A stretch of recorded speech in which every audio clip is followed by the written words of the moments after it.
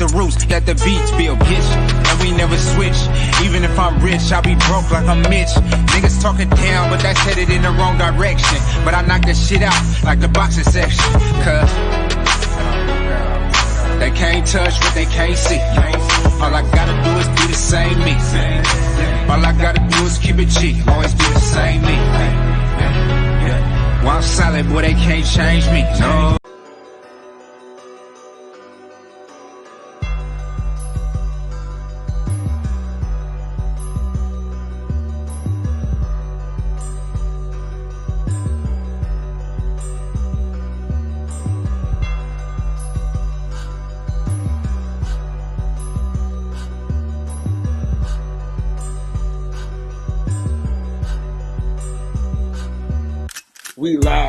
We live from the boxing section, you dusty ass niggas. What's going on, man? We live from the boxing section, man. What's going on? I got my dog with me, man. Best Pugilist. What's going on, Best Pugilist? Yo, what's good with you? Not much. What's going down? Nah, I'm chilling, man. I had to get on real quick. I ain't gonna be able to stay on long, but I saw that I happened to see that it came up that you was on, so I said let me get on real quick before I go take care of this other business, man, and talk about the events, the tragic events of a Saturday night and stuff as it went down. So tell me your thoughts about it. Hey, man, look, it's boxing, man. This stuff happens. Like, unfortunately, that Errol picked the wrong time for shit to go wrong, man. That's the wrong fight for it to go. You know, the one thing I feared, and it turned out to be true. As far as his over the conditioning, I was a little worried about the over conditioning and shit like that because I know it's been a struggle for him to make that weight for some time. But what really got me nervous was the week before. What got me nervous was the week before with Frank Martin. When I saw how he performed, the first thought that came to my mind was, I hope that don't be the case for Errol because they train together. You know, they train together. They training them hard and that can those serious ass conditions together. And when I saw Martin not be quite as sharp and still, I was kind of worried about that shit. But I was hoping and praying that Errol had one good welterweight thing left in him because he damn sure was going to need it against Terrence Crawford. Yeah, you know, he could not come in there less than anything less than his best because Crawford prepared for the best Errol Spence, and that's why that motherfucker looked like a damn deity in there because he was ready to go to war with the best that Errol Spence had to offer. And if Errol Spence couldn't be his best, he was going to get slaughtered just like he did, man. And you know, it was sad because I kind of feel bad. As much as I feel bad for him, I feel bad just for the people, the fans, because the fans was really anticipating a classic fight. You know what I'm saying? Like a classic fight. Now, even though I was going with Errol in the fight, I knew it wasn't going to be easy for him. I knew it was going to be tough. Because even though Errol was my top dog at welterweight, Terrence Crawford was my number one pound for pound boxer. He was and he still is.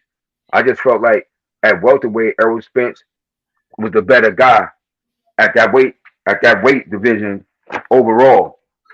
And damn, that being not at his best like that is I'm just glad he didn't get hurt, man. And, you know, to get thoroughly outclassed like that. You know, I was just talking to some guys a little while ago. I just finished training the fighter, and he was like, "Damn, I didn't believe he blew him out like that." I was like, "Yeah, but when you ain't at your best, kid, and you fighting the best, yeah, it can happen, man." You know, it looked like Floyd Gotti.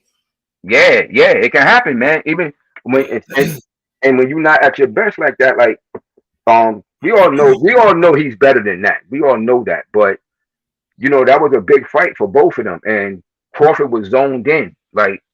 They both had a lot riding on that, man, a lot of intangibles, and you know he was trained to perfection, and unfortunately, clearly, because anybody, you know, I hear some people saying a lot of foolishness about Spence and shit, you know, trying to make it seem like he ain't as good as he was. Yes, he is. He just look, it happens to the best. Now I'm hearing people talking about he should retire or the same thing will happen. Look, we all know Errol Spence represented America in the 2012 Olympics at welterweight, but he turned pro at junior middleweight. A lot of people don't even either know that or remember that.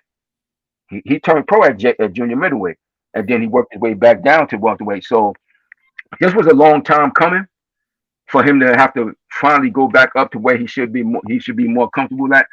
But he did a lot, man. The boy accomplished a lot doing what he did, and it's just unfortunate that he had the worst performance of his career in his biggest fight.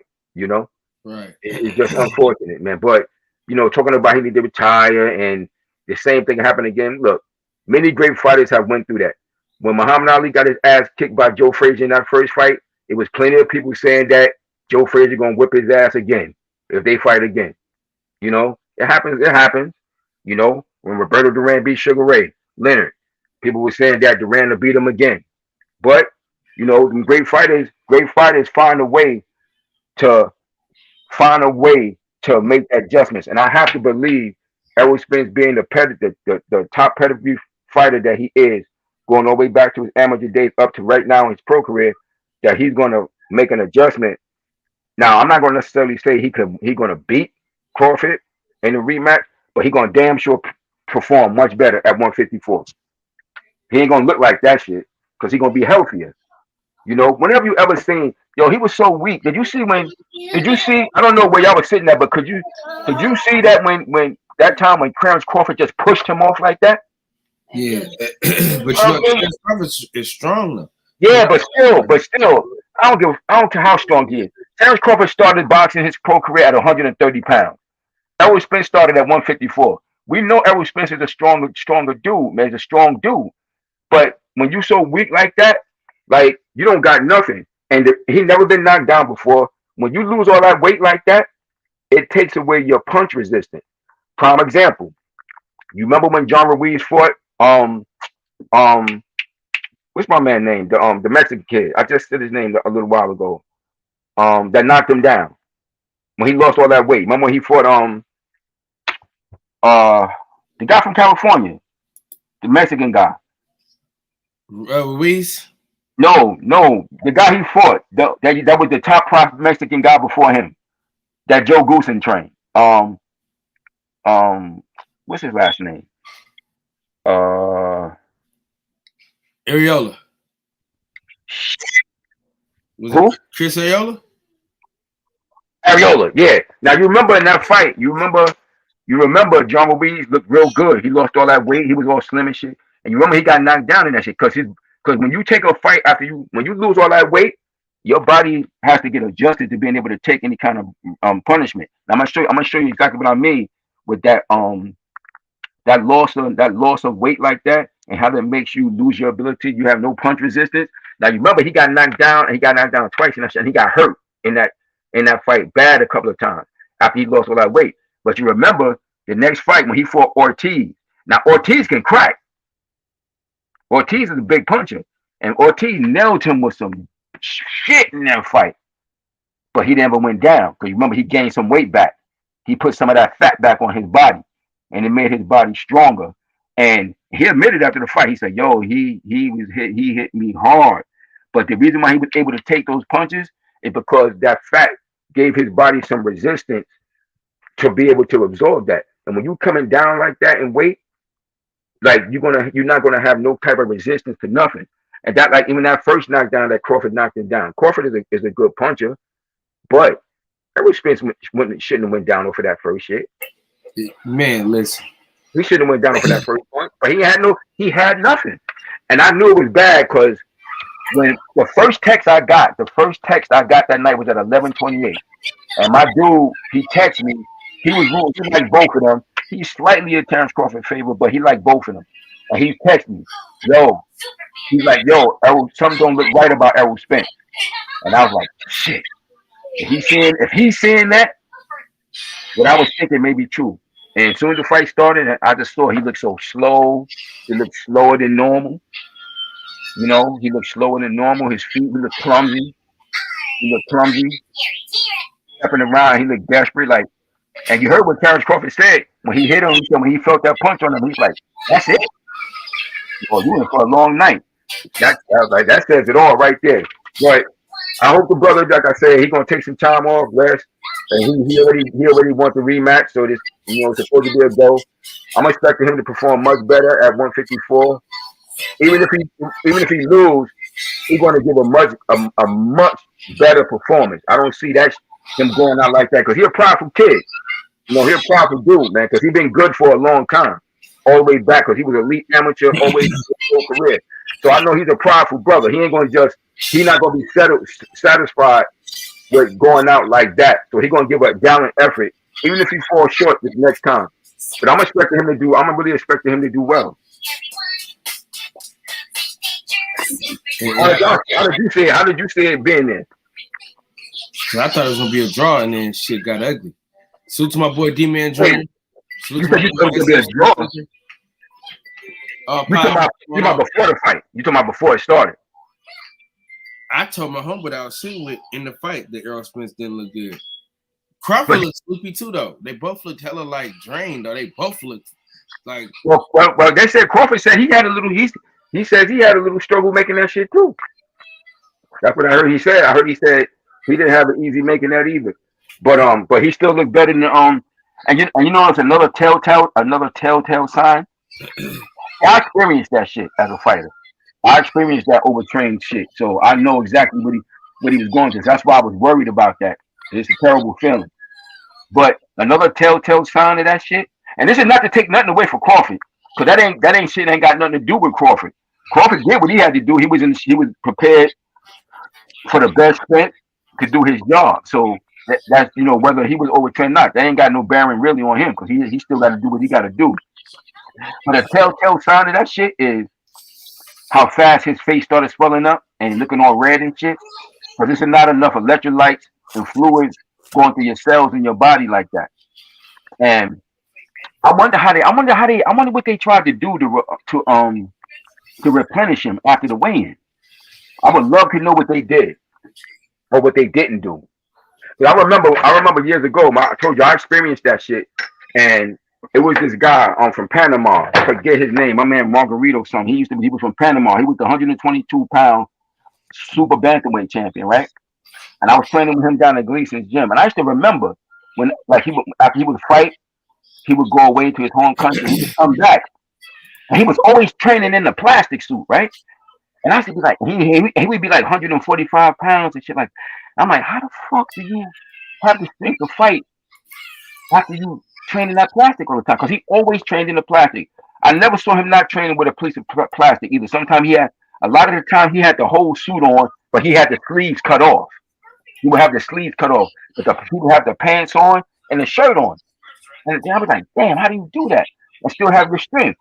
And he told me, he said, yo, bro, you know what you got to do? Because I told him I was feeling weak. He said, you got to drink the Pedialyte for the baby, man. After you weigh. I was like, oh, shit, I didn't know that.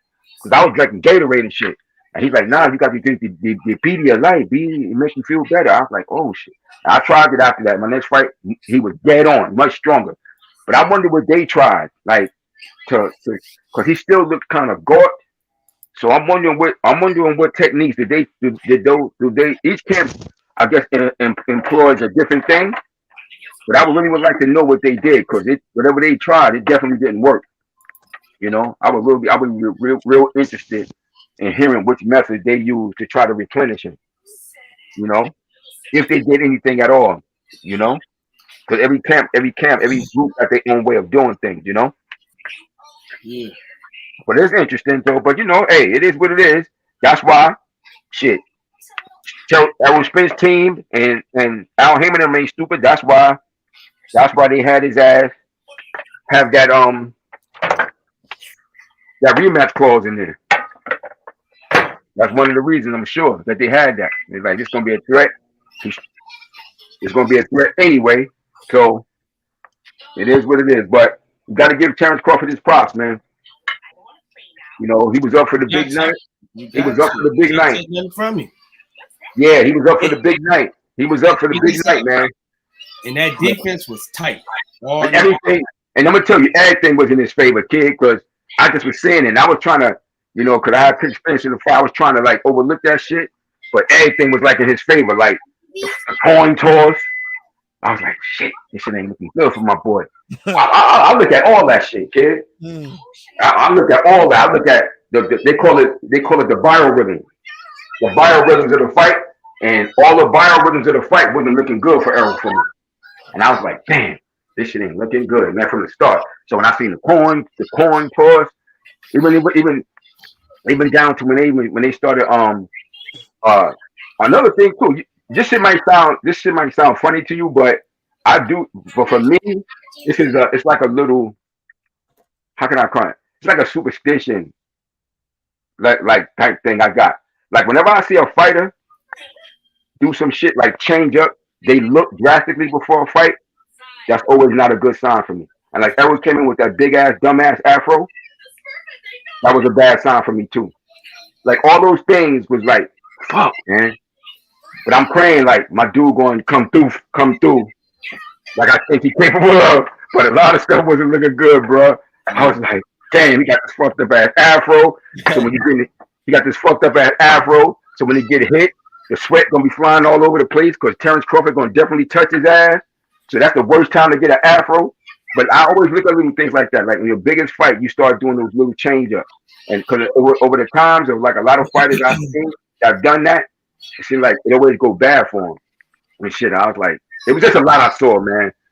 But I hope I was like most people. I was hoping for a greater performance, a more competitive fight, you know, for the sport. But we didn't get it, and thank God, you know, Errol made it out of there alive and shit.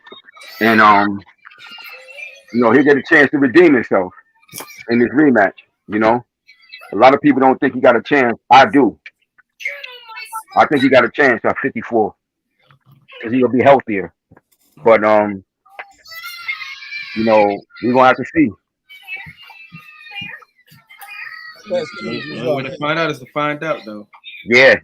That's what I'm saying. At this point, it's really that simple. Best Future, how do you feel about the YouTubers trying to rewrite history? Though? First of all, much respect to Crawford. I never had a problem with Crawford or Spence.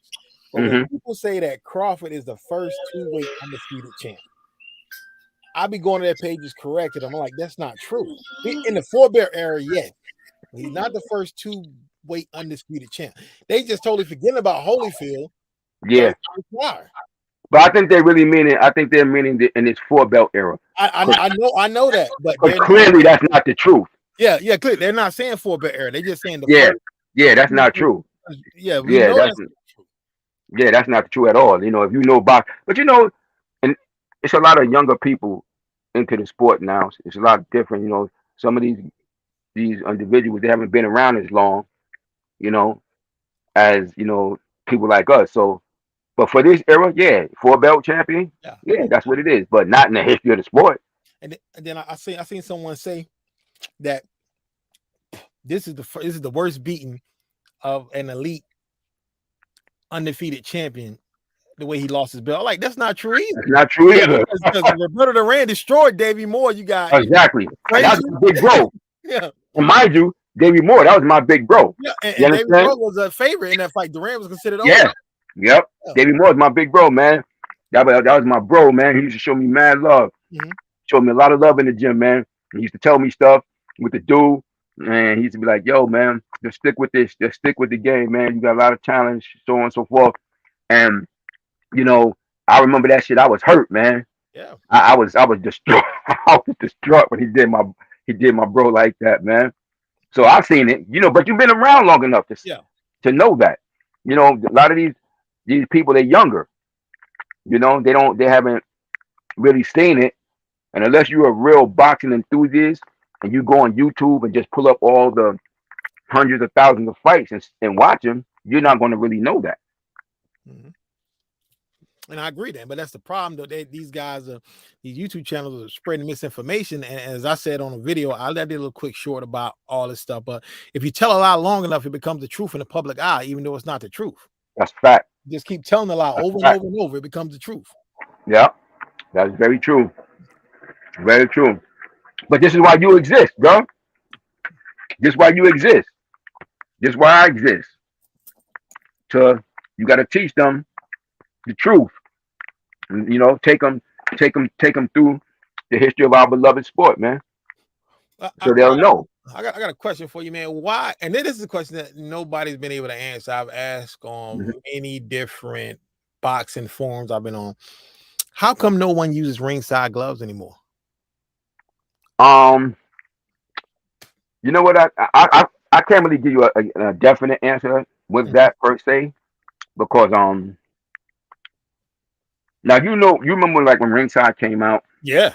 You remember when the ringside came out? They Those blew gloves up. they used to use on Tuesday night fights all the time. There's always knockouts in those gloves. And they blew up with the super bag gloves, and they started making the fight gloves and all that. Now me, I actually fought in the ringside glove. See, but I didn't fight much in it because I fought mostly in Grant gloves because Grant was my manager. Yeah. So, but like in certain parts of the country, you would have saw those more. You saw that ringside glove a lot, and like in the Midwest. But in Cali, you know, you're gonna have the Klepto Reyes, dominant. Yeah, definitely. Dominant glove, Klepto Reyes. New York was Everlast. And then for the majority of the time. So, you know, ringside, like I said, it had its spots in different parts of the country. So you remember when Sugar Shane Mosley won the title the first time? He won the championship in the ringside glove. Philip Holiday. Yeah. But that's why. I don't know. But you know, you got Grant, and now that you're allowed to actually wear your own glove now, people have their own choice.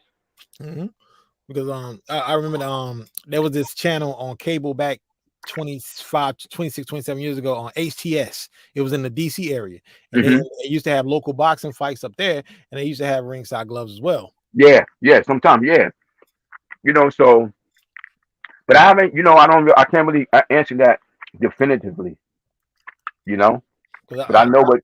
Because I've used them and I always thought like, man, it's not that much padding in them, man. So that's why I see why it's all knockout. I've used them before as well.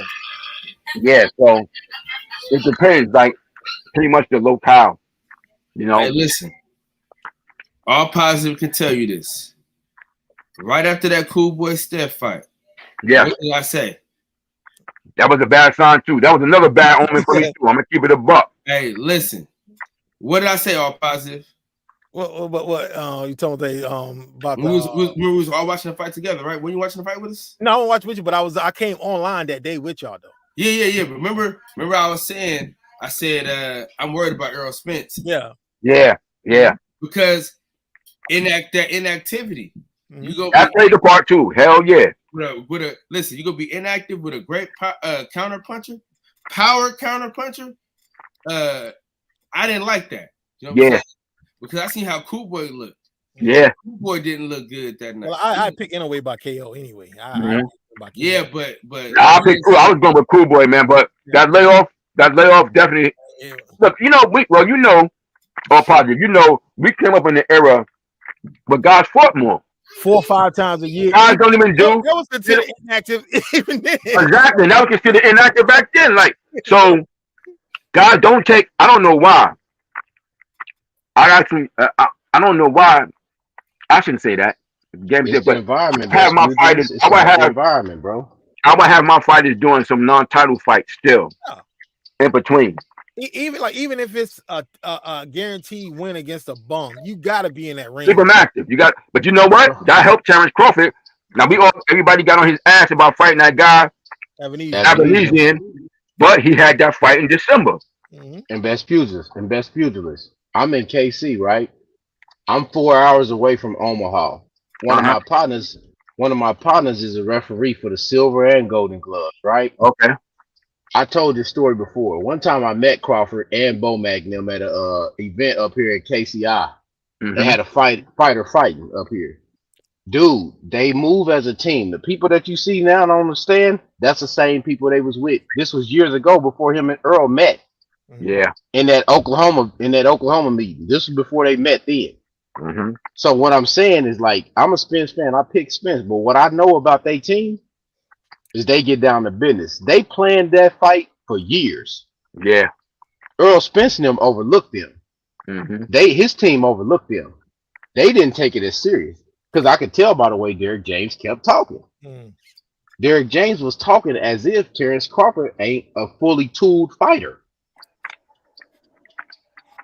That's how he talks about that shit. KP, and I've said this on many panels as well. Felix Trinidad and Larry Holmes. One thing they used to do is when they saw a guy was going to be a threat in the future, they would fight a young fighter immediately. Yeah. Like when Trinidad fought David Reed Vargas, they weren't ready.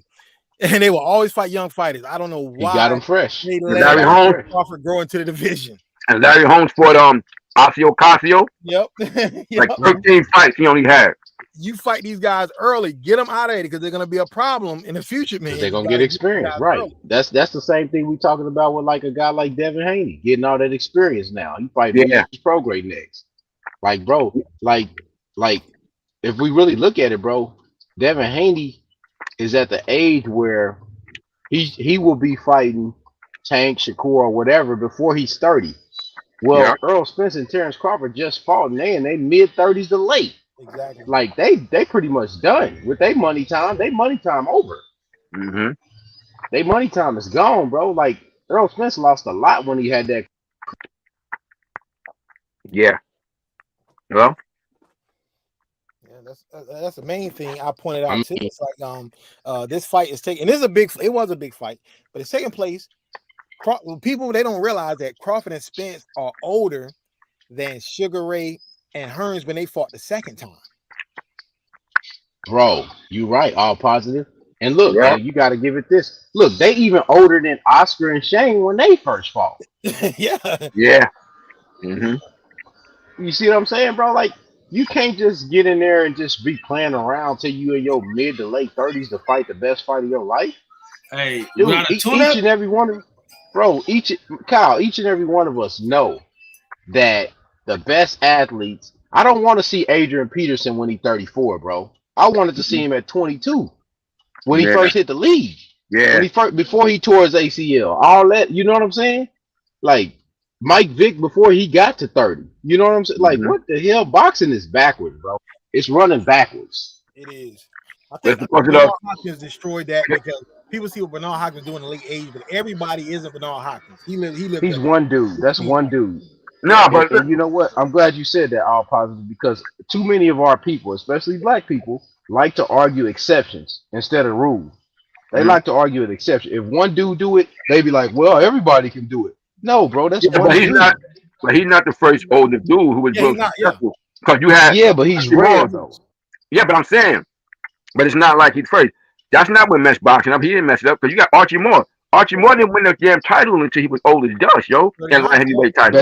Best pugilist. But we're saying that people are basically trying to say, since one guy did it, everybody can do it. That's how they kind of phrase it, though, best pugilists. They don't do it like you're talking about it. That you're talking about Archie Moore, which is a guy from the 1940s and 50s. Yeah, but and then we talking about Bernard Hopkins, another guy from the early 2000s. That's only two guys. Yeah, but our people kind of talk about it like everybody can do what those two guys did. Everybody can't do that.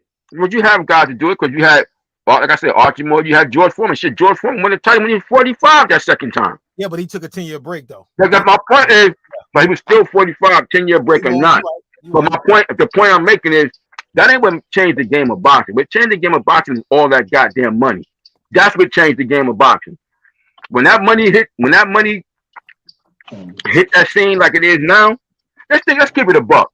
Let's look at somebody like the Charlo brothers. At the number of fights that they got now, both of them, they done made more money than Marvin Hagler had made in his whole career at this point. Hey, I'm gonna tell you something about the Charlo, bro. You understand? That money is way different. That's what changed it. That's what changed the whole dynamic of the sport. Once that money hit good, when HBO and them forced out the networks because they can afford to pay purely for boxing alone, and they didn't have to do like the Wild World of Sports or Sports World or Sports Spectacular, which had a big budget for a bunch of sports, and then they had a small budget for boxing. When you got a network that had a $4 million or more budget for just boxing, they couldn't compete with that anymore. And that's what changed the parameters of the sport, man. It's never been the same since then. Let me say this about the Charlo. Wait, go ahead about the Charlos. Tell us. Fucking dickhead, bro. assholes, straight dickheads, bro. I mean, just some of the most rudest, disrespectful, entitled pieces of shit. I mean, bro, listen. I'm sitting right. Listen, I'm right. The dude that recorded that video, him like running through them people, that wasn't the first time he did that, bro. He kept doing that shit, bro. And I was sitting right there. I don't know if y'all saw me on TV or not. You know what I'm saying? Mm-hmm. That's why I was arguing where he walked past. Is where I was arguing with Keith Thurman at. Oh, okay. That nigga's a piece of shit, bro. The nigga just he ran through the black dude, like knocked over the white lady, but he kept like running through there with like not showing people, like you know what I'm saying, like that shit up, man. I heard about it. I didn't really see no funny, but I heard about it. Listen, I don't even like Canelo. Y'all know this. Yeah. Hey Max, put your phone on mute or something because you ain't talking. I really hope Canelo get off on you. You know what I'm saying? Wow. Jamel is the one that did that to you? Wow. Jamal. I'm talking about Jamal. Remember they said Jamal supposed to be next. But I hope Caleb Plant put them hands on him too. I'm glad he got slapped, bro. He a real piece of shit, bro. I mean, best pugilist. I can't believe I support that dude. It was one night, me and Best Pugilist and I think Santos was on real late. It was like 4 or 5 in the morning on your channel. Man, we was talking about fighters acting crazy like that, I think, and how a lot of the times these dudes, they run around like they King Kong, man, and usually they get in situations in the streets, in the city that they in, and somebody touch them. Out there, boy. Because that's usually what happens nowadays, boy. They ain't about to be doing no talking and faking and funking with you, bro. The Charlo stay getting punked by men their own size, bro. Anytime they're in public, and they always want to try to bully and pick on people they think they can take. But they done got mushed and pushed by Hurd, slapped by fucking Plant, punked by fucking Danny Jacobs. Every time they run into somebody, they get fucking punked.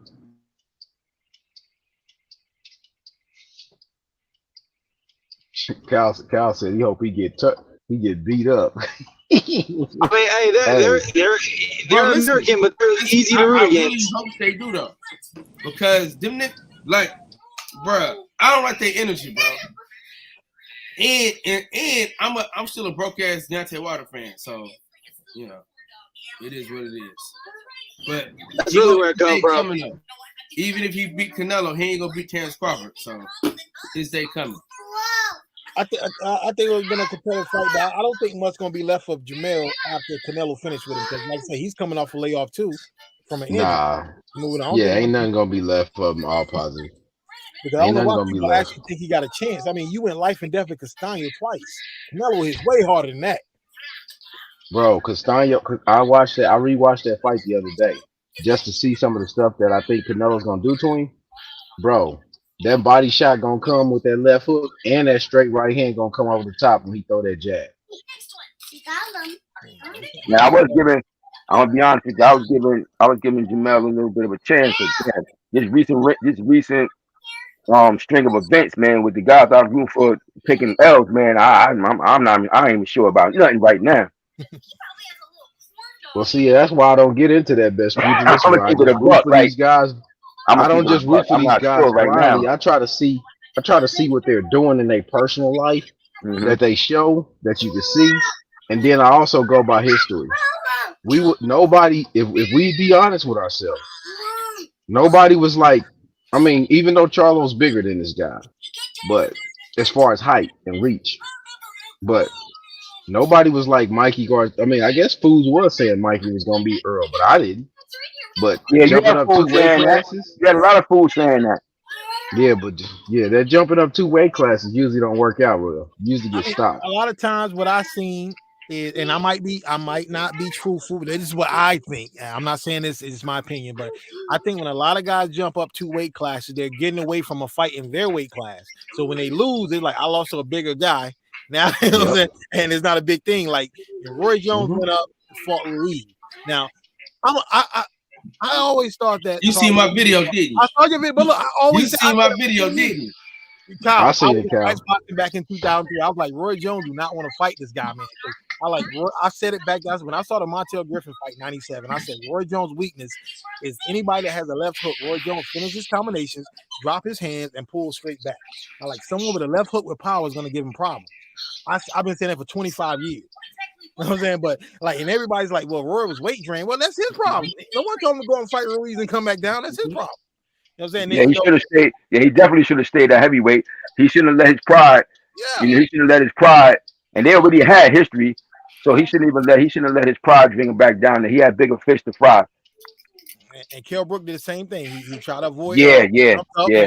Triple G. He knew he wasn't going to win, and then he had to come back down. So I don't want any excuses, man. Yeah, that was kind of crazy. Hey, did somebody say fish fry?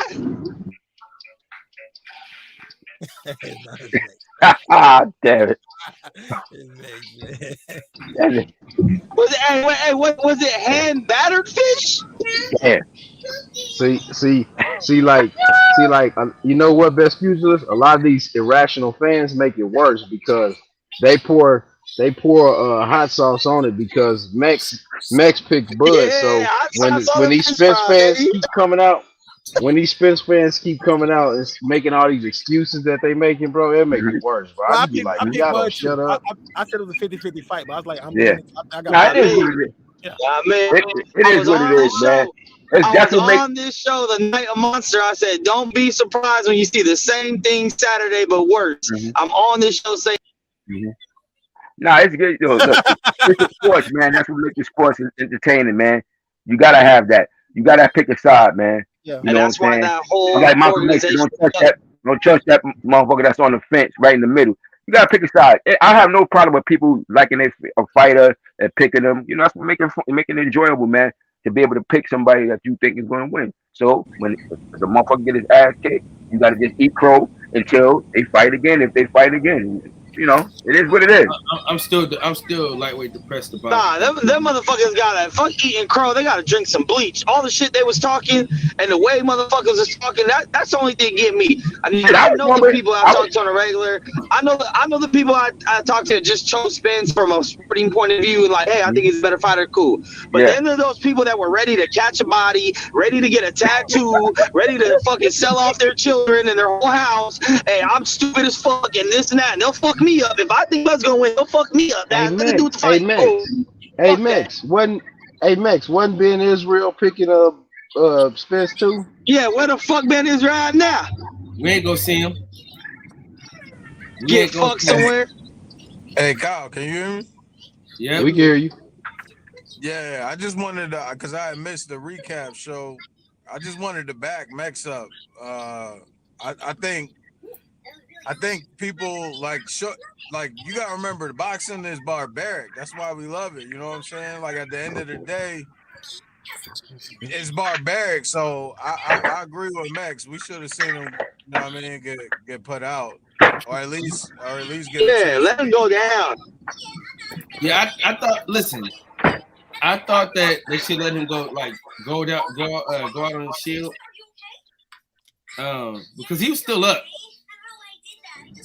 Yeah, he you got him get dropped, and then if you don't beat the 8, or if he looks too fucked up, the whole world can see him on Bambi legs. But it's just weird. It's just weird. Who you talking about? Earl. They talking about Earl. He had to stop that, man. They wanted him to die in that fucking ring. He was getting knocked out. He was getting knocked around. He was getting knocked around like a ping pong ball. If he chose, that's a life he chose. And he was getting like a ping pong. The referee is in there to do exactly what he did. If he didn't want to get beat like that, he should have just kept ducking. He should have kept ducking for another 5 years. He wanted to get his ass whooped like that. Nah, he should have. Look. The fact of the matter, Crawford was my number one pound for pound fighter before the fight, and obviously he is after the fight. But I picked Spence in this fight, because of the welterweight shit. Bud been my number one since Ward and Mayweather retired. So yeah, he's been my number one since Ward retired too. But in this fight, I welterweight, I just felt like Spence would get him. I felt like he would have enough to overcome that shit. Well, you guys know where I stood. You guys know where I stood. There was no way a flat-footed come forward guy is going to be the guy like Crawford. You knew that. I told you that. Well, No well, way. Number two. Number two. Number two. This motherfucker was never in the fight, Mex. Never. He never had a chance. He wasn't There was no in the fight reason. before the fight started. There was no reason Word. to let that man keep Word. getting pummeled because he probably would have got killed in there. Bud Word. was too sharp. He was That's a killing that life man. he chose. That's a life he chose. No, He no, chose no, to we be a can't fighter. look at that. He We chose can't to look be at a that. fighter. No, Well, if no, that's fuck again, that. if that, okay, then Nah, why don't they Nick, fight you with can't headgear let then? that Why don't they die, fight Nah, with headgear? no. No. But Don't you gotta fight with headgear. understand. You You kill gotta that much, understand, fight with Max. headgear. But Max, what you're missing is Next, you gotta that stop is the the flawed reason. argument, That is bro. one of the main. That's the reason why the referee is in there. Yeah, that's why he's there. That's his why job. he's there. So you don't want That's this why man to do his that's job? why the corner. That's why the corner's there. That's why the doctor's there. There's other people there that can stop the fucking fight. Mhm. Do you hear the rules, nigga? Only the referee can stop the Okay. fight. Okay, Those are the rules. you want to talk about rules, Shelton? Okay, they had a no 3 knockdown clause in that fight. Yes or no? Yes. Which means they were totally fine with a motherfucker getting knocked down more than 3 times in one round, and it can still go. So if that's what you start off the fight with, like, hey, it don't matter if you get knocked down 4 or 5 times in a round, as long as you get up, we're gonna let you go. Then let it go. This is America. This ain't Tijuana, bro. We're not doing that shit in America, bro. This is America, home of the most savage. So, what you mean? We out here killing not everybody all the doing that motherfucking shit. time. We ain't caring In about other dropping countries, bombs on in nobody other or killing countries, nobody. in other countries, they do that. They don't do that shit here, bro. Hey man, this is the life they chose, bro. It could be the first punch of the fight or the last punch. You never know which one's gonna be the one to Yeah, fuck but your shit up. But you gotta understand, Max. As a referee, you don't want to be the man with that on your spirit. That you waited you let this guy take one punch too many and he died. You got what's the referee? Was it you or was it the fighter? What's the referee that killed himself? What's the referee that killed himself because he was so upset because the guy died? Was that Arthur McKenzie Jr. or? No, because I know Arthur. He's still alive. The other kid, I forgot. He was a good ref too. He was real good. Yeah, he was good. His name was I forget his name. He had a little mustache. He was an excellent referee. If he killed himself, he's a coward. But he died. Up, man. This makes us crazy, bro. But a kid died. A fighter died. Hey, that's Mex's opinion. I know you're talking about Mitch That's Halpern. Mex's opinion. Yeah, Mitch Halpern. Yeah, Yeah, that was yeah. Mitch Halpern. I think it was Mitch Halpern. Yeah, he killed himself. He couldn't live with that shit. He couldn't live with that shit. Like I've always said, if fighters care so much about their health, they shouldn't be fighting. The end. Mex ain't gonna change his mind. I think it's an idiotic opinion, but that's his opinion, so let's just leave it alone. Every fighter says that they know when they get in the ring have a chance of putting their life on the line. Every fight. Let's move on. Let's move on. Every fight.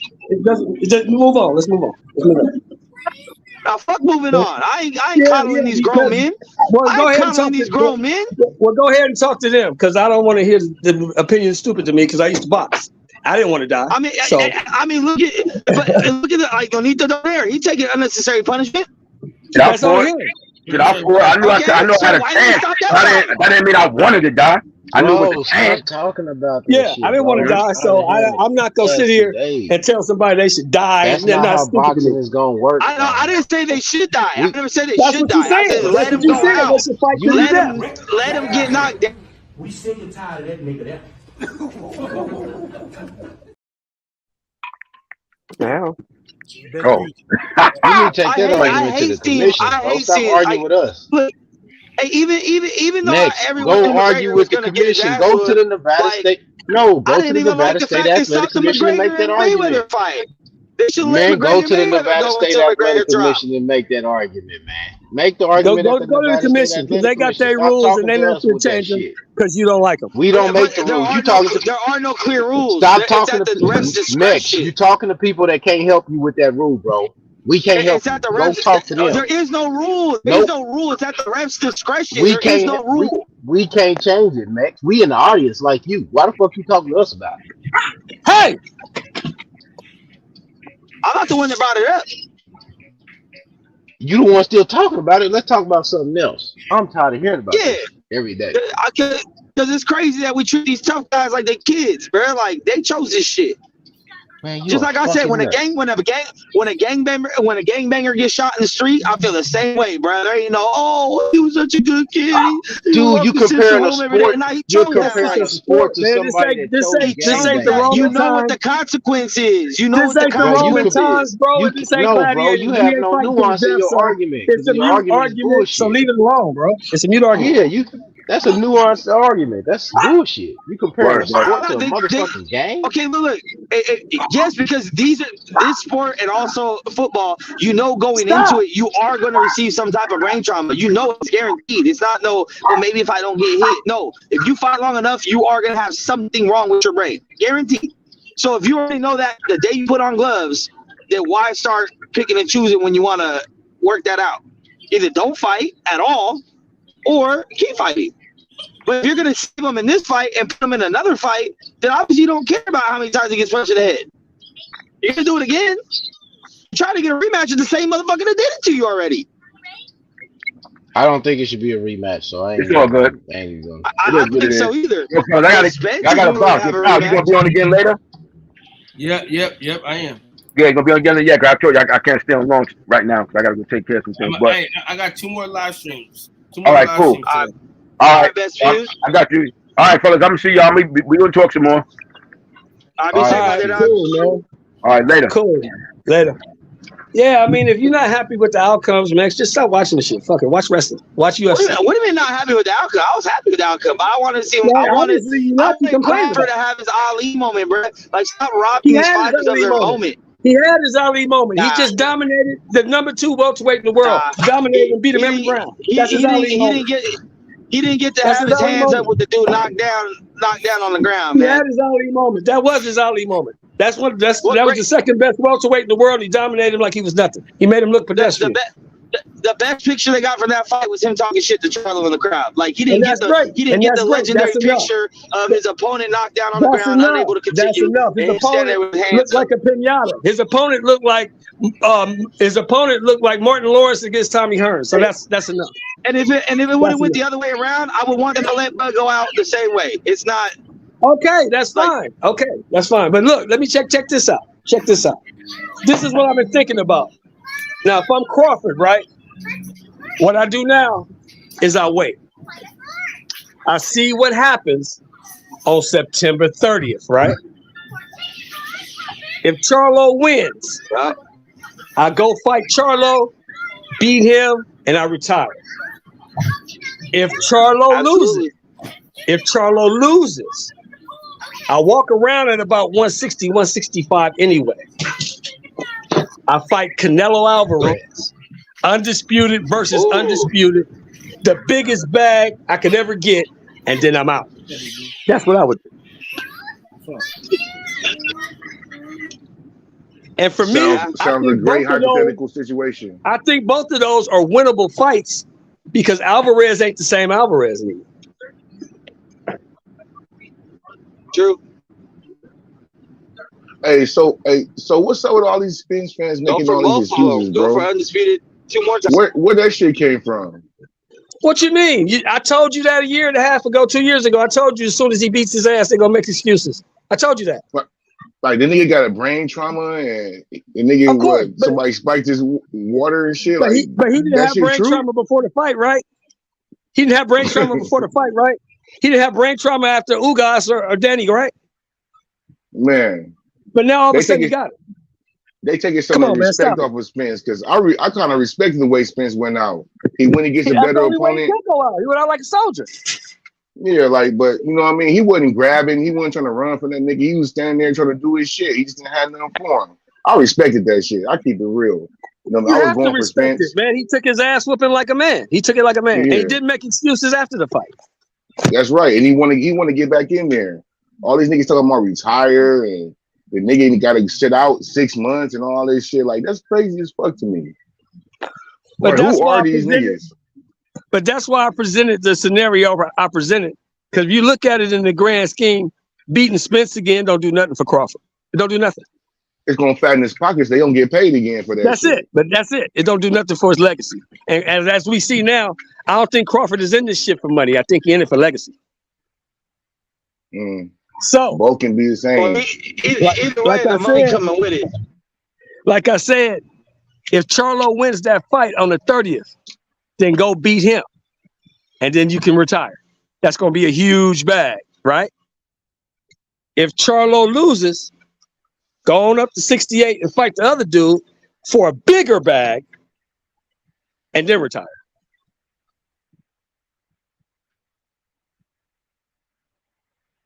I don't know. I'm not the hypothetical person, so Fight them all. Fight them all. Fuck it. I want to see a rematch. It's not hypothetical, and the reason why it's not hypothetical, bro, the reason why it's not hypothetical is Crawford and motherfucking Canelo are both signed to the PBC. Crawford's not PBC a hard now? fight to make. Not a hard fight to make. Is Crawford signed to PBC? Because I didn't see PBC on the promotion. He got a 2-fight deal with Spence, right? No, 2-fight deal with Spence. He got a rematch with Spence, and he got one more fight. Yeah, I want to see the rematch. I don't. I mean, it ain't gonna change nothing. Do you think, honestly, Deuce, you think 7 pounds is gonna make a difference? No, I don't know. Maybe Earl wasn't ready. Earl is not good enough, bro. Earl is not good enough, and he never has been, bro. You ever seen Earl look like that before? I never seen. He's never been good enough for this guy. He was good enough to beat those B-level guys he beat.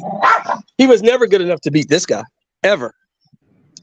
Yeah, every time we had the resume conversation, I brought it up. Every time we had the resume conversation, I brought it up, bro. Like Spence got credit for beating Thurman's leftovers. Like Danny Garcia never beat nobody at 147 worth a shit. He had a split decision. I think their resumes are pretty the same. Like neither one of these guys really beat anybody. Yeah. See, but one thing is, Crawford has beat more undefeated fighters, and everyone said it didn't matter until this fight happened. And now I'm like, the same thing with Spence. Now that you've seen Spence beat, other people can at least follow some type of blueprint. Whether they can pull it off or not, they see how you can beat the man now. He's not invincible no more. And that's what happens when you're undefeated going into something and get your ass whooped. Then people see, oh, he don't like body shots. Oh, he can't deal with the clinch. Oh, he can't do a good job. Okay, now you know how to be. If you got that, maybe you pull it off, maybe you don't, but you got something. You have a reference point now on how to beat a fighter. And I don't know, man. Crawford, Crawford, that shit was light work for Crawford, man. That nigga Crawford wasn't even sweating. He was standing in the middle of the ring, just countering his ass the whole time. Like, I don't know. I don't know excuse shit, but I don't think Earl was that bad. Like he looked like he didn't belong in the ring with that nigga. Yeah. Earl's not a bad fighter, but I've always said Earl has bad habits. He overreaches with the jab. I've always said that every time. You know what I'm saying? He overreaches with the jab and he ducks down low. You know what I'm saying? And I've been, like I said, you can find my posts on forums. I mean, I'm not making this stuff up. Because this Freddie Roach said he trains his fighters for bad habits. He always said that.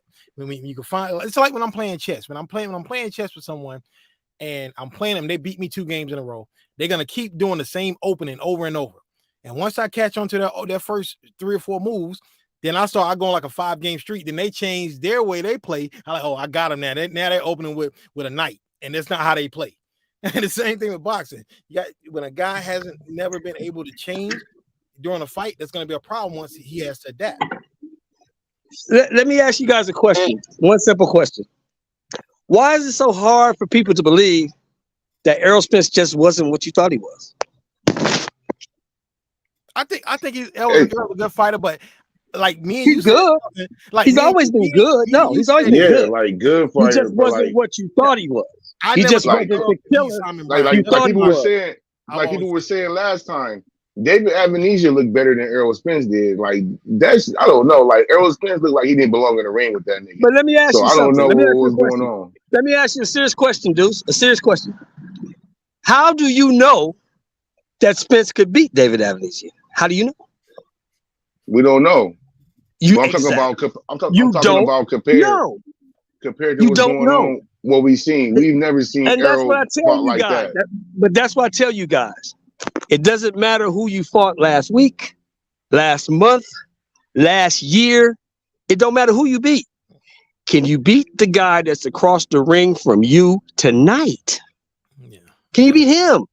Yeah, I I agree. Doesn't matter who you beat before. Can you beat him? That's all that matters in boxing. I know I was going back and forth with both of them. I had Errol early. I had Crawford. And I had Errol and Crawford. But a month before the fight, I was going with Crawford every time. Mex know this. Dub Right Sahab told him. You put some money on it? No, I didn't. I did. all these I know. Crawford was I don't bet on sports. Crawford was the favorite. I was like, and I told people like Vegas knows something. They made him the favorite. But somebody answer my question for me. Why is it so hard to believe that Errol Spence just was not what you thought he was? No, it's hard to believe what we seen on the field that night. Like, this nigga didn't look like he belonged in the ring with that nigga. I don't even remember Errol Spence landing the punch. What did I tell you a year ago, Deuce? I told you that nigga is not what you think he is, didn't I? Nah, it ain't cracking like that. I know you said that. No, you said that, but what we seen, like, because look, the PBC that ain't popping like that. Match made that dude to make him look like he was unbeatable. They put him in there with flat-footed guys who were gonna stand in front of him. When you put him in there with an elite boxer who's gonna move and he give you angles, he didn't know what to do because he's never seen that before. Sounds like Do you think Thurman would have beat him? Do you think Thurman would have beat him? No. Probably. Nah, I got him beating Thurman. Probably. Because Thurman is gonna move. Thurman's not gonna stand in front of him. Yeah, but at one point, Thurman has stamina. When he goes to the body, Thurman becomes stationary once you start going to his body. But you got to get close enough to get to the body. You got to get close enough to get to the body. I mean, like I said, Kyle was close enough. I would have rushed that nigga. There's a reason why Bud had a whole organization shook. There's a reason why PBC would not let him fight any other dudes with a name. None of them, whether they had a belt or not. Because they knew what they had and they knew what he was. These guys that were rooting for him, these fans, didn't know what he was because they don't know what they're looking at. I knew what he was because I know what I'm looking at. I've been telling y'all for 3 years, this dude is not what you think he is. Yeah, I knew when Bud came in the division, he'd take out everyone at 147. You know why you knew that? You know why you knew that? Because you saw him go through multiple divisions and fight multiple styles and make them all look simple. Yep. You saw it. I mean, here and there he got caught. He had like a couple rounds that were like, okay, they're fighting. But like one thing I said about Bud, the same thing I said about Tank, they have another gear. They have another, it's time to get this out of here gear. A lot of fighters don't have that shit. Like, we've seen it where it's just like, oh, you're down on scorecards. All right, let me get him out of here this round. Like, this round. Oh, you could have did that earlier? Like, they just got that gear to turn it up to a notch that people can't match. And the power to do it. If you look at his career, he's always had that. I don't know. Yes. I don't know, yes. man. I'm not an expert with y'all as y'all, but Spence didn't like he deserved to be in the ring with that nigga. I tell Crawford you what. was standing there. I remember Spence landing the punch. I'm gonna tell you something else, dudes. You heard of Boots Ennis, right? Yeah. If you put Boots Ennis in there with Crawford right now, he's gonna do him the same way. I've been saying that because Boots does the same way talking online, but I don't think Boots wants this fight. I really don't think he does. This is my opinion, but I don't think he wants to fight. He gonna do him the same way. Niggas want to get paid, man. What you talking about? Big fight, he wants to fight. He wants to check. But Boots, because here's how you know they know what Crawford is. Before they sent the contract to Avanesian, you know who they sent it to? They sent the first contract to Ennis. He could have been in Avanesian's position, but he turned it down. I don't know. And Boots just fought his first. Yeah. And if I recall correctly, Boots was next up and dropped out of that sanctioning body, sanctioning bodies. Yes, sir. Yep. He would have been next up mandatory, and they dropped out of the whole sanctioning body rankings. Mm-hmm. Yes, sir. That was my and tried to go fight Spence instead. Because they knew what they was looking at. Yeah. And then why not get an easy? Why not get an easy 3 belts instead of one with a harder opponent? Exactly. I don't know if I can beat him, but I know I can beat him. Yeah. I don't know. I just keep going back to the fact that Spence never looked like that before. Because he never fought nobody like that before. But like this nigga, he never fought nobody like that before. He never fought nobody like that before. Do you think? Do you actually think Danny Garcia could beat Bud? No. Do you think Ugas could beat Bud? Do you think Ugas could beat Bud? I like Ugas length. So do you think he could beat Crawford? Wow, I don't know. I'm not as educated opinion than you. You know Sean Porter can't beat him. Ugas getting his ass whooped by Crawford. Bro. You know Sean Porter can't beat him because you saw that. That fight went long. Sean Porter thought he could beat him. Until he couldn't, right? Until he figured out he couldn't, right? When you go through Spence's resume since he got the belt, he fought Kell Brook, right? Kell Brook was coming off Triple G fight with a broken face. But cool. Kell Brook still gave him a little bit of problems with the look until he got stopped with his orbital. And then you had Ocampo and Lamont Peterson. Lamont Peterson already lost like 4 or 5 times up to that point. He wasn't the same Lamont Peterson. He lost everybody. Lamont Peterson's best work was those wars he went through with Timothy Bradley when he was at 140. That was his best Lamont Peterson. He just passed it. Way past it. He was past it about like 5-6 years at that point. Man, like, don't Bud have like 10 more fights? Of course he does. Yeah. Well, I don't know. I want to see a rematch. I want to see a rematch. You just want to see Errol get hurt. Like some of these. I don't. Yes, you do. If you put that man back in there with Crawford, he's gonna get hurt. I don't know. You put that man back in there with Crawford, he's gonna get hurt. Yeah, he's gonna start to be like the excuse makers. Deuce. He gonna get paid, but he's gonna get hurt. Deuce. Hey, hold on, Chuck. Deuce. Yeah. I'm listening. Deuce, do you think Mayweather should have rematched Corrales? No. That was just like this fight, a one-sided massacre. It's the same thing, bro. Do you think Andre Ward should have rematched Chad Dawson? No. For what? Bro, he can't beat that guy. That's the guy he can't beat. Trinidad shouldn't have never rematched Hopkins. That's why he did. Yeah, he actually. There's just certain guys, there's certain horses that you can't ride, bro, and that's the one he found out he can't ride. Sorry. Well, see, now I'm reading the chats, man. Everybody ain't feeling that shit. That's fine. That's fine. They don't gotta feel it. They can run. They can run him back in there, and it's gonna be a 5 or 6 round fight. Yeah, you put him back in there this time, he's gonna get really hurt. Listen, you think he got beat up this time? Hey, check it out. You put him in there again, it's gonna be worse. Hey, check it out.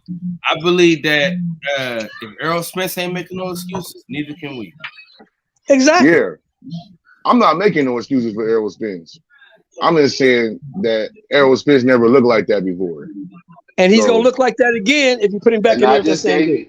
And I just gave you the 3 fights that I just showed you, where you never seen those guys look like that until they met that guy.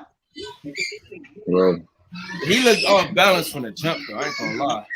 I'm keeping it real, dog. Like, this nigga didn't land a punch the whole fight. We watched that whole fucking fight. This nigga swing on that shit, throwing pillows and shit. Like, what the fuck is up with this nigga? I mean, he got rocked in the second round. He didn't really have much time to be on his feet. Like, yeah, his equilibrium was off once he got knocked down. Crawford was standing ready to go. If he had 30 more seconds, he would have been out, dudes. In the second round, the reason why he didn't land a punch, is because he's not on this dude's level. That's the only reason. He's not as good a fighter as this guy. This guy's way better than him. That may be true. That may be true, but I don't think this nigga's a car length better than him. I don't think he's miles ahead of him. He is. Well, he is. He does have more fights. So he showed you, dude. He just showed you that he's miles ahead of this dude. He just showed you. You just said yourself the nigga didn't land a punch. He did it. I'm keeping it real. Like, so he just showed. So Crawford just showed you, like he was telling you all the way up, building up to this fight. This dude is not on my level, but y'all think he is. So I'm gonna show you why I'm number 1 pound for pound. I'm gonna show you.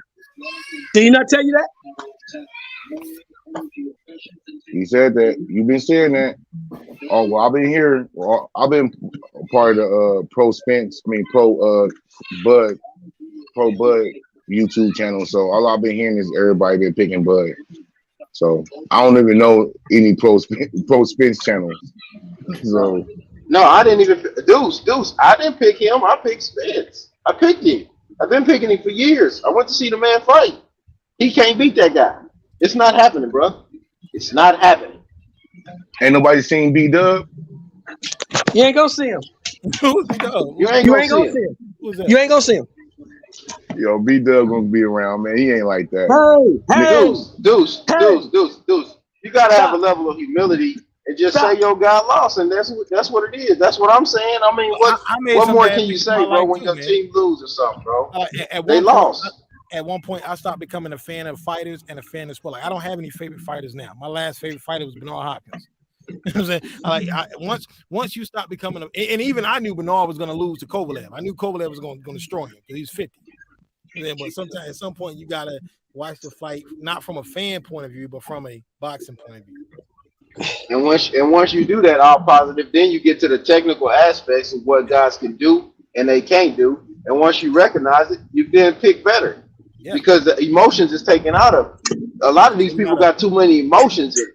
That's the problem. Let me say this. Let me say this, fellas. Look at the fights that they both had. All the fights that they've had, because I've been watching both of them. Tell me the one time in Errol Spence's career that you've seen him make an adjustment. One time. Tell me. He hasn't had to, based on the guys he fought. Exactly. So. Exactly. And so, you know what, Sheldon?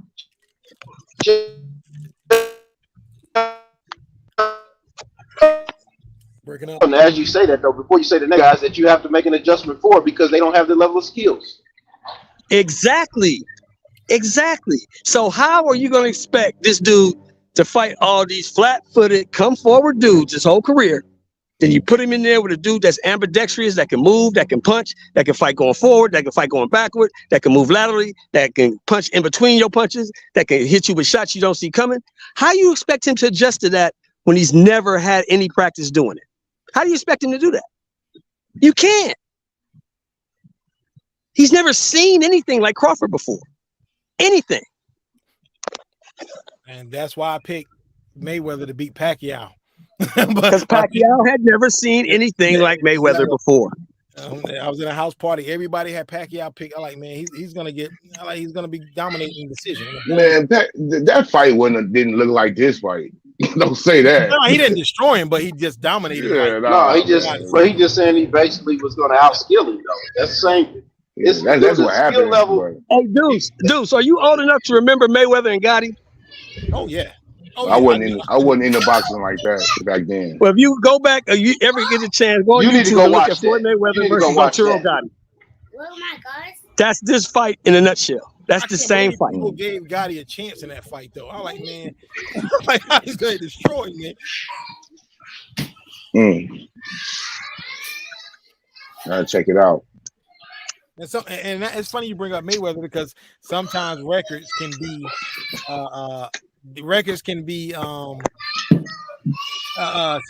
what's the word? Deceiving. Because remember, in 2003, Mayweather fought this guy Endo, and it was I remember the African. He hadn't lost no fight. He had a bunch of knockouts, 30 KOs, and Mayweather destroyed him. Exactly. Skills. Do you remember? So are you guys like when he went up to Mayweather 40? fans? He beat when he went up to 40, he beat Miguel Cotto's partner, Henry Brucelis. Yep. Yeah. Because remember he was supposed to get Cotto. So you guys Cotto are didn't Mayweather take the fans? fight at 40. Y'all like Mayweather? Y'all think he's the best ever? No, he's not the best ever. No. He's the best. He's the best before Terrence Moneymaker Crawford era. Yeah. Before He's the Terrence best Crawford era, moneymaker. he's the best. He's the best moneymaker. He's the best in his era. He was the best for his era because his skill level. He showed his skill level. Them dudes didn't have the skill level that Floyd had. Right. He was the best in his era. But I say this all the time. If you drop Mayweather, if you drop the best Mayweather you had, if you drop him off in the 80s, he got some losses coming. He got a lot of losses. Big losses. And losing is not the end of the world, because Sugar Ray Leonard's first 4 years, he fought Duran twice, Benitez, and Hearns. There's nothing wrong with losing as long as you're fighting the top fight. He lost to Duran. And he came back and beat him in the rematch. There's nothing wrong. Somebody asked me this yesterday. They said, "Do you think Bud could beat Mayweather?" I said, no. At 35, 30, no. At 47, at 147 pounds, Terrence Crawford knocks him out.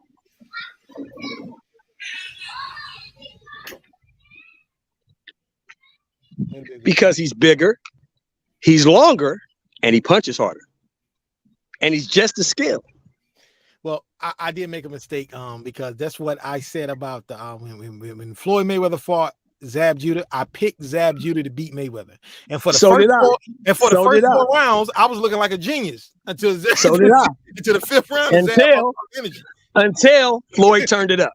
Yeah, and it was a wrap. Yeah, he made the adjustment. Once he made the adjustment, where he was falling in, when he was falling in with the straight right, the fight was over. Mm-hmm. Because there was nothing else Zab was going to do. But I like your pick as far as him at 47 against him, because him at 47 is much better than what Shane was at 47. If you really look at it. If you really look at it, because skill-wise, Shane couldn't really fight going backwards. He was an offensive dynamo, pretty much like Spence was, offensive, but not defensive. He couldn't do nothing defensive. Right. And age matters, and people Shane was 39 years old. Yeah, and age matters a lot. Like when people say that and I like once again, I like Crawford, I like Spence, but I like Crawford versus a 24-year-old Tommy Hearns at welterweight. It's not going to end well for Crawford. No, it's not. No, it's not. No, it's not. 35.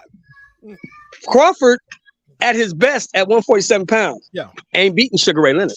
No, he's not. Not at all. He's not. I love Crawford. You're not beating Sugar Ray though. And as I tell you, I like Hopkins. Bernard Hopkins is my favorite fighter all the time. But Bernard Hopkins at 40 years old, even though he's had a better career than Matthew Sad Muhammad, he's not beating Matthew Sad Muhammad at 175 in his 40s. No, he's not. He's not beating Matthew Franklin. He's not beating Matthew Franklin. No, he's not. He's getting knocked out. He's not beating. Look, Bernard Hopkins is not beating Dwight Muhammad Kwawi. No, he's not beating him. He's not beating him. No. Because those weren't his best years, even though he did accomplish some things there. They're just one of his best years there. You think Bernard Hopkins is beating Evander Holyfield at 175? Come on, man. Come on. No. Come on. He's not.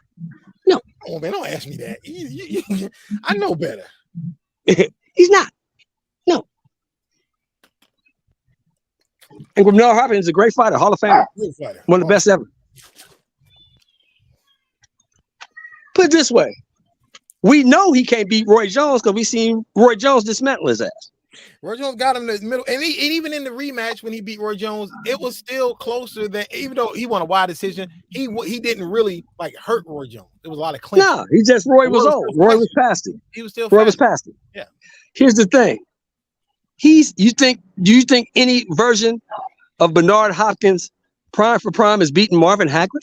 No, he's not. I can't. No, say he would. I can't say he would because he doesn't have the punch to keep Hagler off of him. Exactly. And I'm saying this as a Bernard fan. Like I said, Bernard's my favorite fighter of all time. But right, you're not beating Marvin though. You're not beating Monzon, to be honest. You're not beating him. You can't keep him off you. And Monzon's career should be a testament to the young guys coming out that losses. He had 3 losses early in his career and then went undefeated the rest of his career. No one talks about those 3 losses. 87-3. No one talks about those. Because he won 87 in a row. Who's done that? But I just think we need to get back to boxing, not these losses not matter. Because I don't like to see these guys turn pro in their first 6-7 years. They're fighting hopeless contenders, man. I just don't like it, man. That's what it is. That's how you build a contender. Ali got the greatest resume of all time, correct? Pretty much. His first 20 fights was against B-level guys until he fought. Listen, right?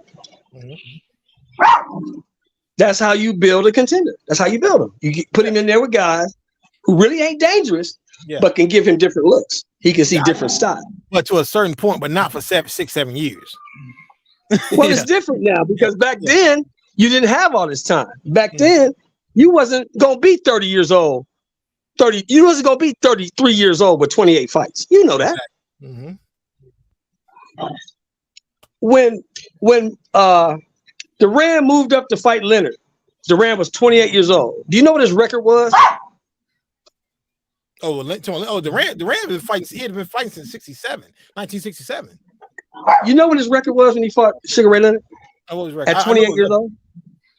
His record was 74-1. Yeah, I know it was up there. It was up there. That's what I'm saying. Look at that. When Alexis Arguello beat Snake Man Escalera for his first title. You know what his record was? What was that? 74-4 at 26 years old. And that's why a lot of these guys didn't last past the early 30s because they had fought a lot. So when you see guys last night, they fought so much. They said athletes are better now. They're fighting into their 40s. Like, no, they're not fighting a lot. They're resting.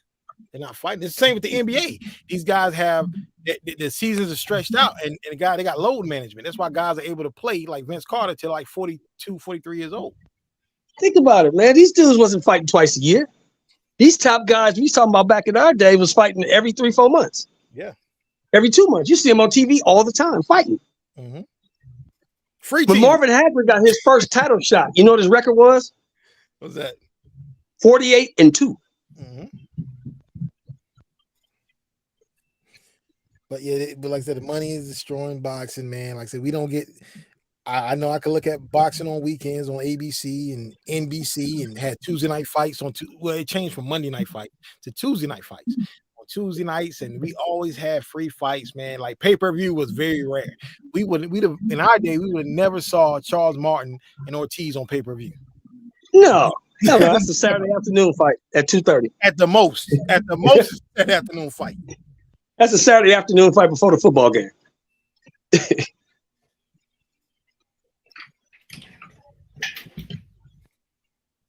You think back in our day, Deontay Wilder versus what's the boy's name? Andy Ruiz is a pay-per-view fight back in our day?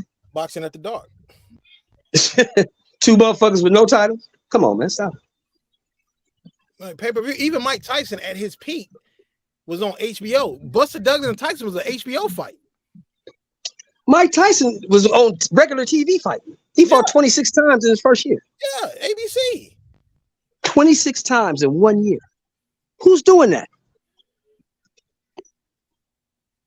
But yeah, that's what we're at now, man. And I guess we got to live with it. You know. I know a lot of people get tired of me talking this back in the day stuff, but you know, this where we're at, man. Exactly, man. You can't compare them dudes to these dudes. These dudes don't fight enough. And then, you know, they don't. A lot of promoters protect their contenders, like their up and coming undefeated guys, like Tua Abiyabuchi. That fight would never happen today. At this stage of their career, and then after that, Abiyabuchi fought Chris Bird, who was also undefeated. These fights would not happen today. Right, but see, here's the thing. This is the difference, though, because back then you had to fight who was available, whoever it was. Now they got matchmakers. They match these guys up and make them look really, really good so they can sell them. Yeah.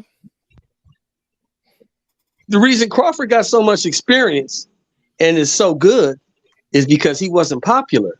So they didn't matchmake for him. They just put him in there with motherfuckers.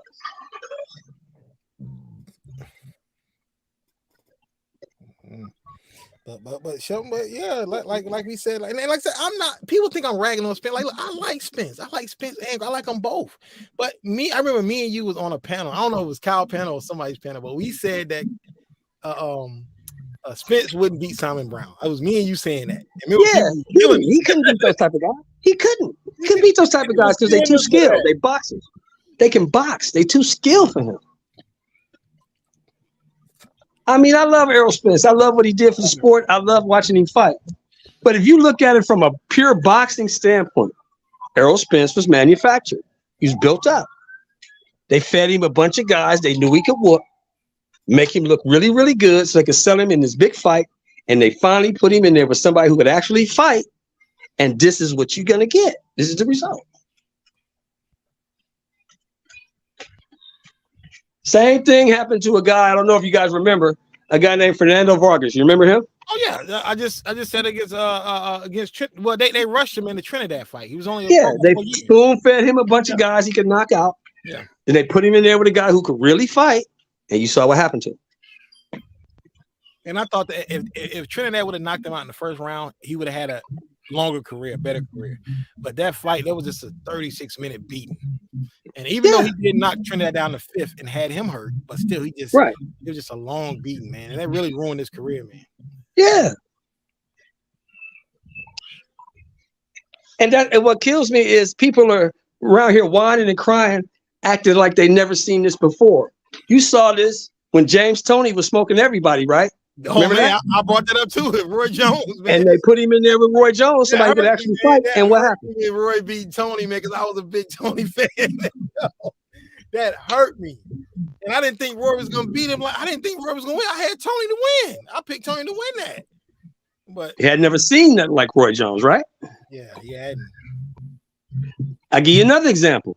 Bernard Hopkins was rolling through everybody, wasn't he? Yeah. Wasn't he? They put his ass in there with Roy Jones, and what happened? Yeah. And it's different. After Roy beat him, Roy moved up, and then Hopkins took over the division. Yeah, man. I mean,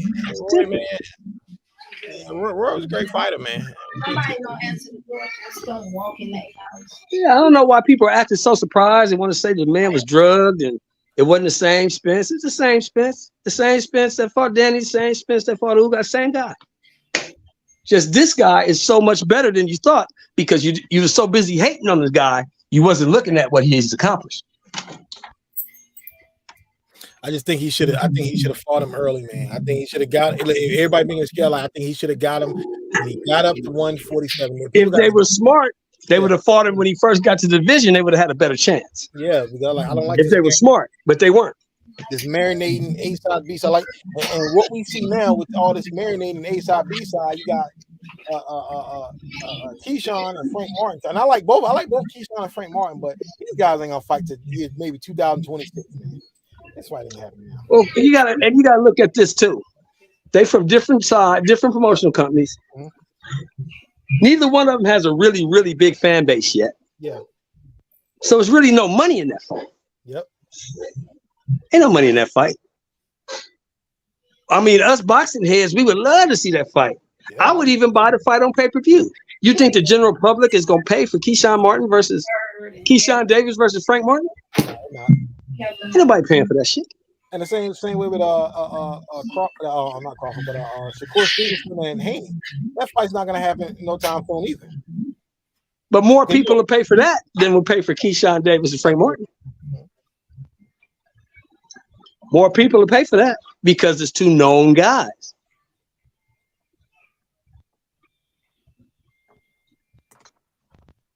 One guy's the Olympic silver medalist and a 2-division world champion. The other guy is the undisputed champion. People will pay for that. They're not paying for no goddamn Frank Martin and Keyshawn Davis. Come on, man. It would be a good undercard fight for a co-main. Yeah, it's a good undercard fight. Yeah.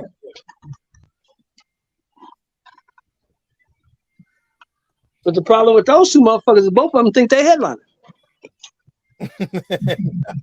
Not yet, not quite yet, man. That's like Boots think he a headliner. You a headliner because you beat Roman Villa? Fuck is that?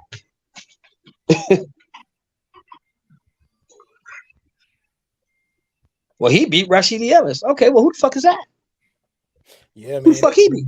I think somebody pointed out, man. I don't know if it was Kyle or somebody, but I think that was when Rashidi lost. There was bad matchmaking on that part. Like Rashidi and Boots should have been fighting different opponents that night. Well, see, here's the problem with Rashidi. What they didn't look at, because motherfuckers sometimes are stupid, right?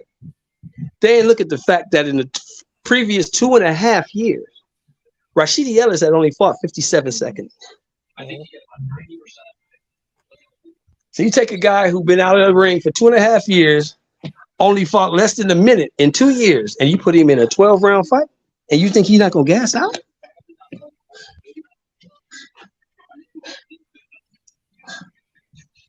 Roman Villa actually was smart in that fight. So I'm gonna let this pillow-fisted motherfucker keep punching, and I'm gonna wait till he get tired. As soon as his ass get tired, I'm gonna rush his ass. And what did he do? Yeah. As soon as this pillow-fisted motherfucker get tired, I'm gonna rush him and knock him out.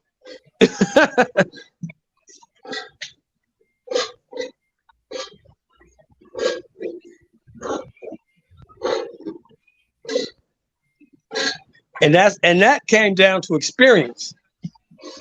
Because see, Roman Villa had seen Rashidi Ellis before, a whole bunch of Rashidi Ellises. Rashidi Ellis had never seen a Roman Villa. Yeah.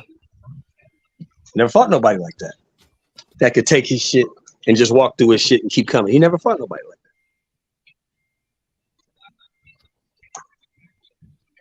that. Yeah. Same thing with Spence. Spence had never fought anybody that could hurt him, had he? No.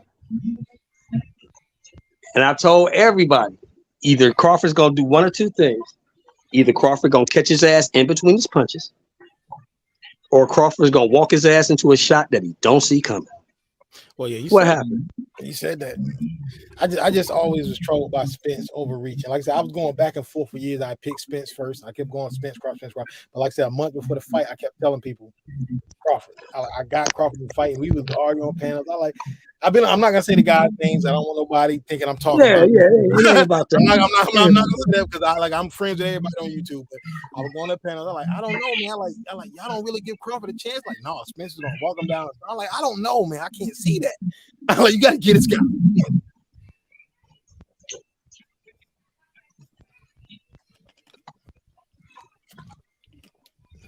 Lord knows I don't want no beef on YouTube streets. I don't want it. No, see, because I've been watching this shit a long time, and I knew what I saw. I've seen Crawford fight going forward. I've seen Crawford fight going backward. I've seen Crawford fight moving laterally. I've seen Crawford catch motherfuckers in between punches. I've seen Crawford hit motherfuckers with shots they don't see coming. I've seen him do all of those things to multiple guys, right? Mm-hmm. To multiple guys. The only thing I've ever seen Errol Spence do is come forward and outwork a motherfucker. That's all he's ever done. So I knew if he can't jump on Bud and hurt Bud early, he can't win because Bud can adjust. He can't because I've never seen him adjust to anything. He's always fought one way, the same way. And against a guy like Crawford, that shit ain't gonna work.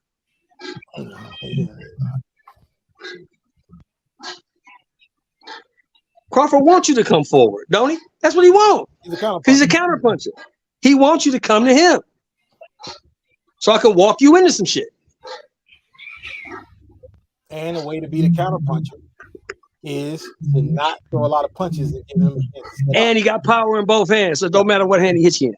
It don't matter what hand he hits you with. And I'm not saying I'm not saying I can beat Mayweather because I know I can't. I'm not a fighter, but I'm like, if I were to fight Mayweather, it's one or two ways I would fight him. I would fight him and let him be the aggressor because later, man, not early Mayweather, later in his career, because he was a counter puncher, or you jump on him like Maidana did. So there's only one or two ways. You're not gonna outbox and sit in the ring. But yeah, that's how I would do. I'm not saying I would do it, but you know. Counter punches, when you got guys that are counter punches, you got to make them sometimes be the aggressor. But at some points, this fight, even Crawford became the aggressor. Once Crawford got hit with that shot in the second round, that overhand left, and he felt this dude ain't got no pop, he like, oh, that's it? Oh, it's gonna be a long night for you. You can't hurt me.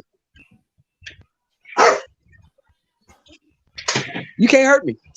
I'm gonna walk right through you. You don't hit hard enough.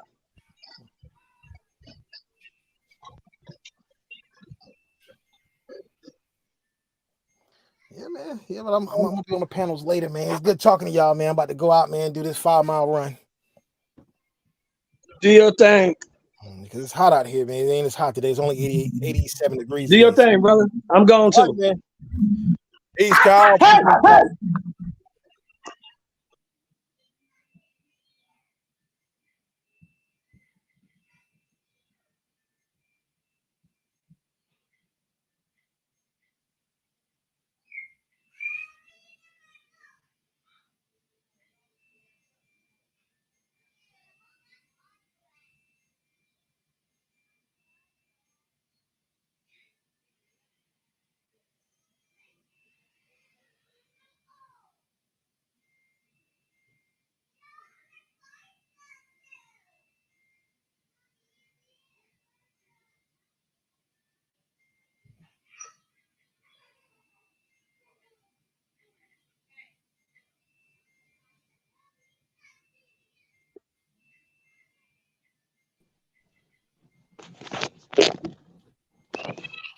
Yo. What happened? Everybody did?